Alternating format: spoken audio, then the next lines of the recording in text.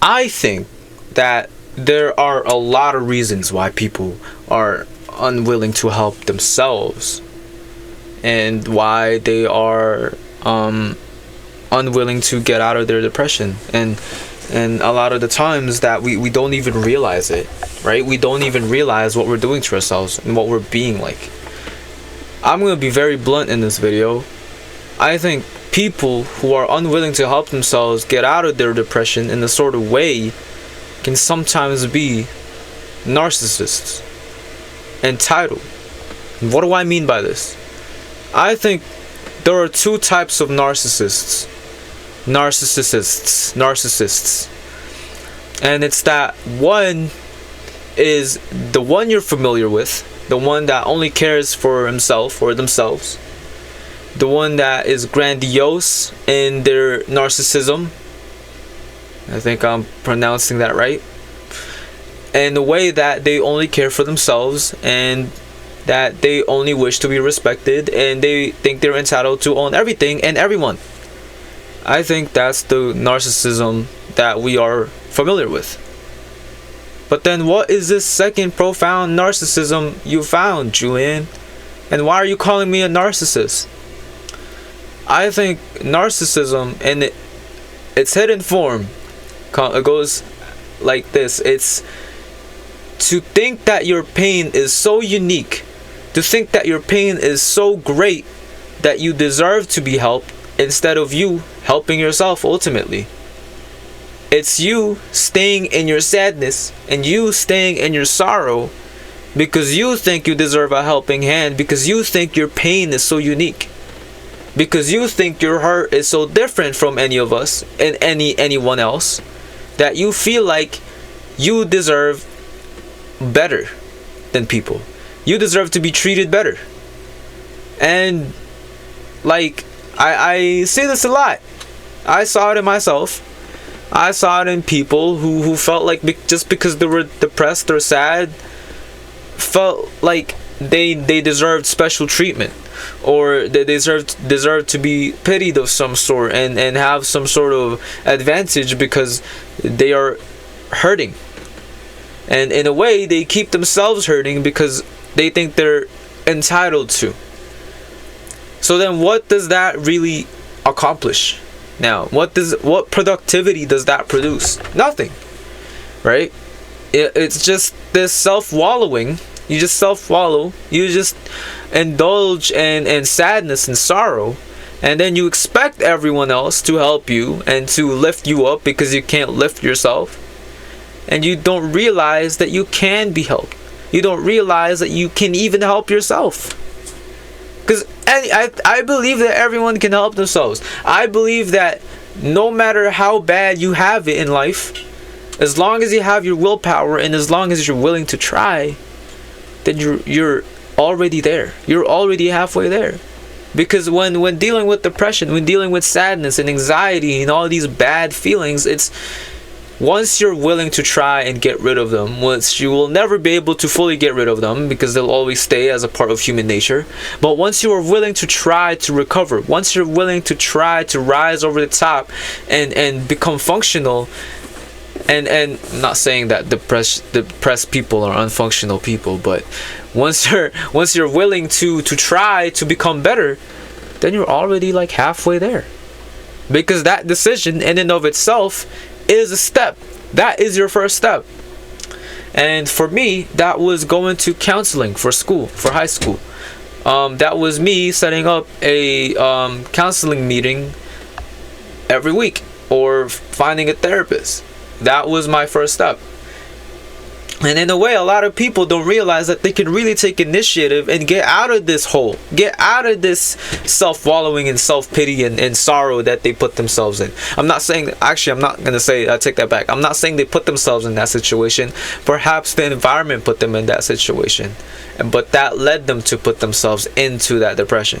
Because ultimately, an event is just an event. An event just causes an impression, and that impression becomes greater the more you judge it as a bad feeling or as a bad event, right? Something bad happens to us, and the only reason we think that it's bad is because we think it's bad, right? At the end of the day, it's just an event.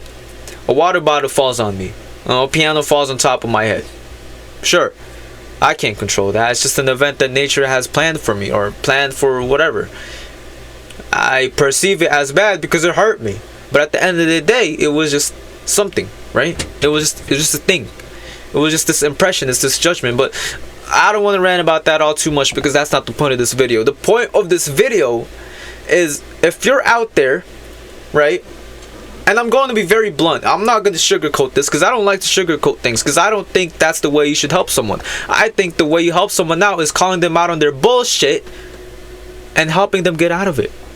Being there for them, yeah. But if you're just there for them and ultimately feed their delusions, and ultimately just push them down by agreeing to everything, even though you know that they're going down the wrong path, and you're a yes man. You're a yes man. You're not a valuable friend to them. So as a friend, as a person who's gone through things and who's gone through shit, who's gone through depression and all these anxieties and all these bad things, you can help yourself more than you think you can. Okay? And it all starts with one decision. It all starts with one realization. If your description, if my description of that second narcissist, of that depressive narcissist where you think you're entitled to everything because you're hurting, fits you, well then that's step one. You've already realized that you're already doing something bad. And I'm not saying you're a bad person necessarily for doing that. I would label you as a bad person for knowing now that that was what you were doing the entire time and going along with it, because now you have this knowledge. You know what you're doing, and you keep going along with it and not getting better. Then I guess you just deserve to be in that depression, because then you're unwilling to try. Okay?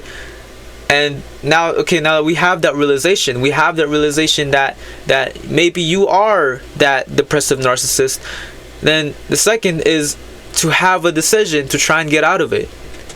And you're already halfway there. Like I said, you're already halfway there. By making that decision for trying to become better, to try and become a better person, then you're already halfway a better person.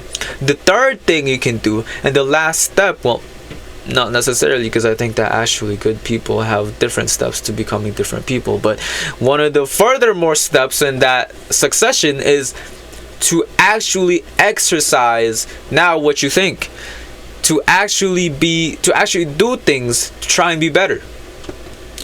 Realization, right? Realization, decision, and then action. That's what you need to do.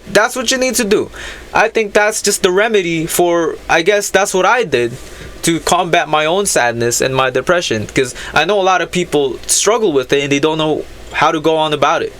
They don't have any resources, or they just don't know how. They just don't see it in themselves to be able to fight. But we all can fight. We are human beings, and I think human beings, we are rational beings. That's what sets us apart from any other organism or animal. Is that we're rational enough to discern right from wrong, and we're rational enough to exercise our values. Therefore, we are rational enough to be courageous. We are rational enough to rise above the top and claim what is ours, and claim to be rational. I'm just repeating that word, rational. But I really think that we are rational beings, and we can have whatever we want, and we can have happiness. Just because you're in a depressive state doesn't mean you don't deserve anything. You're just telling yourself that. What made it seem, what told you that you didn't deserve such happiness? What told you that you couldn't help yourself? Because that wasn't a truth to you when you were a child, right? When you were a child, you were happy. When you were a kid, I mean, I would assume so.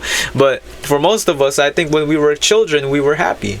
We saw the world as this happy, joyous place. Something within our life taught us that we were unhappy, that we were unwilling to be happy, and that we can't even try. Because we can. Happiness is always a chase. It's not always a being. It's not something that's innately given to you. It's something you have to chase for. And I think happiness is, I think that chase of happiness and that trying to be happy is happiness within itself, because you are exercising these values, you are doing good things, which in turn cause good things to make you feel good things. There you go. So I guess that's that. So you're not a bad person for being in depression. No, not at all. Right? You're not. You just don't realize that you can help yourself. And I think that's the most valuable thing we can learn whenever we're facing with tough times, is that we truly have the power. We have more power than we think we do over ourselves. It's all about the mind. Nothing can really harm our minds if you don't let it. And so I believe in you. Okay? I'm sorry for yelling at you. I'm sorry for calling you a narcissist and saying I'm calling you out on your bullshit. But you really have to take my words into account. Okay? Promise me that. So, next time you go into a depressive episode, that's okay. Next time you go into sadness, that's okay. Just realize that you can make it out. Just realize that you have the power to make it out. Okay? Alright.